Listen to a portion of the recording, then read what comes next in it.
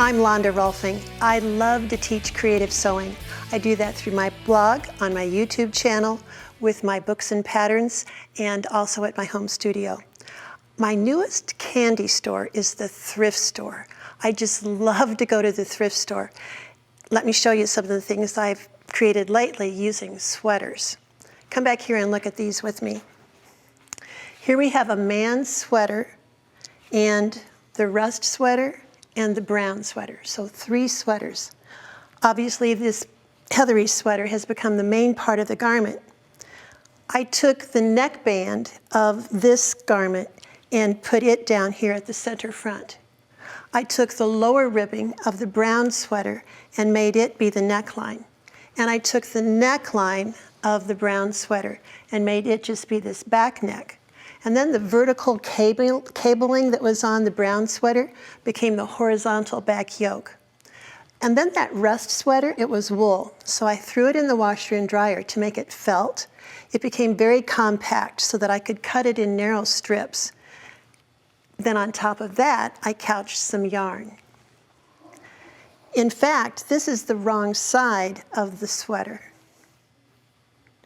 I also repeated this rust color in the cuffs, and to give the lower silhouette of this garment some more shape, I put in some godets.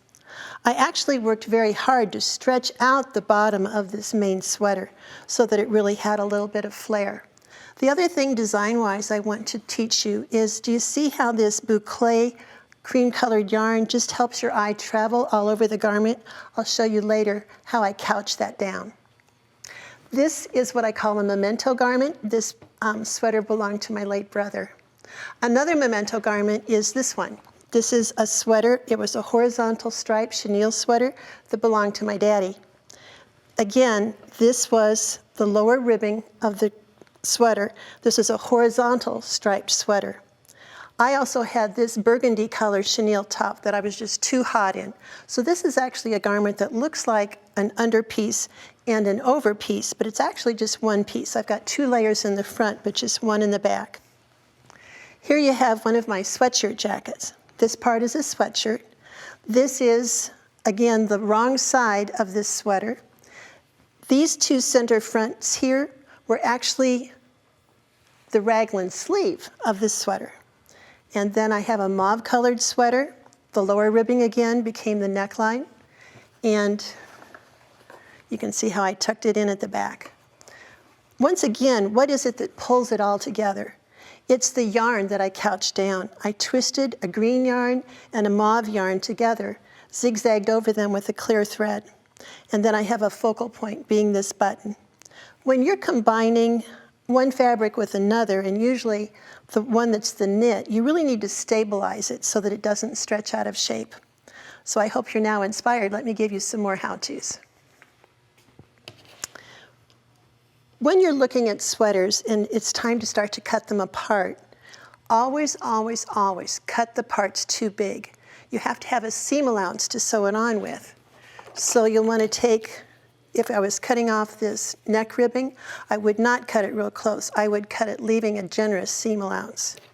And I don't throw any parts of the sweater away until I'm completely done. Knit garments are put together one of 2 ways. They're either serged together, as this one is done, or it's actually knitted together. And you can tell those seams when it just looks kind of rolled like this. Then you can really just get in here and cut them apart. If it's serged together, you're just going to cut on one side of the seam or the other. It's amazing to me how you can boss knits around. Look what I did with the lower ribbing of this sweater. It was just this big, and this was its natural shape. But when I attacked it with my steam iron, pinned it to this board and really blocked it into shape, you can see that now it's much longer, so I could do something completely different with it. Some tools that you'll want to be sure to use. I find that size 90 stretch needle is the one that's perfect for going through the heaviness of sweaters.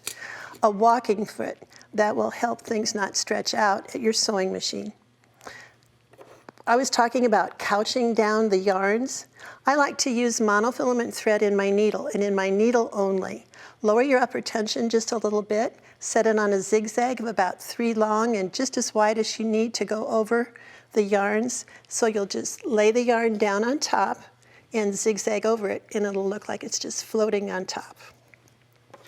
If you do creative sewing, I give you complete permission to have a stash. You have to have a stash of everything, including buttons. I organize my buttons by color. And the other thing I really want to draw your attention to is to always look at the reverse side of buttons. Do you see how this one is a totally different color on the back than it is on the front? Here's that stabilizing tape. This is straight grain stabilizing tape. So I will put that on the knit part of what I'm joining together so that it doesn't stretch out of shape. With those few hints, I think you'll have a good time sewing with sweaters, recycling them. I especially like to use garments from people from my family. It makes really special pieces. The next thing I'm going to show you is a wonderful way of setting in sleeves using only 6 pins.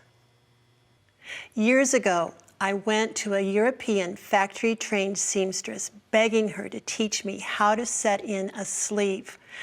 I had tried everything, ease-stitching, steaming, sleeve side down. Nothing to me worked good enough. And she said, Londa, it's all in the fingers. I'm going to show you what she taught me, which is the only way that I have set in sleeves for 47 years. So come look close.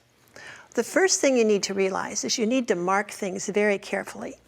There are dots and there are notches. A single notch in the back, a double notch in the back, both on the garment and on the sleeve.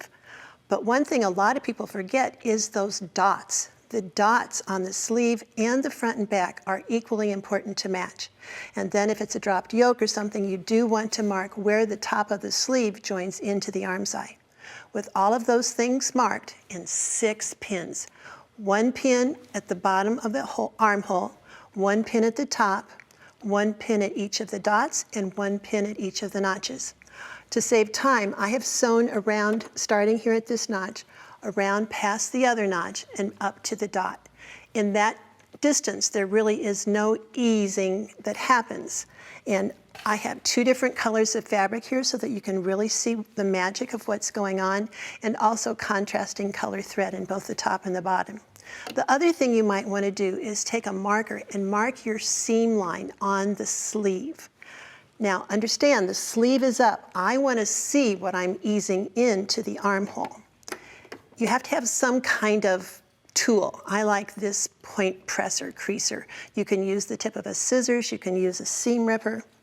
And what she said was, Londa, you just have to ease it in each and every stitch. So just watch. I've got my needle down on.